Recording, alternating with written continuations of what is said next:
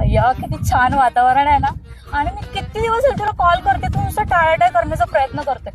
मी काय म्हणते, असं काय ह, चल एक काम करूया, आपण तिथे बसूया.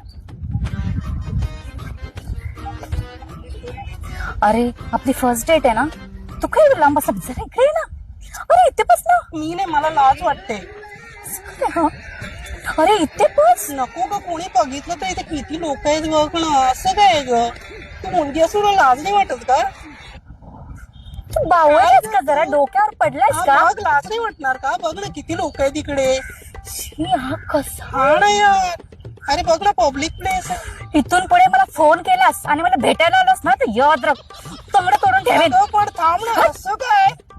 असं कुणी रागवतं का? अरे सोळा थांब ना. किती मुश्किलने एक मुलगी पटली होती, ती पण अशी निघून गेली. त्या मुली पण ना अशाच असतात. शी यार.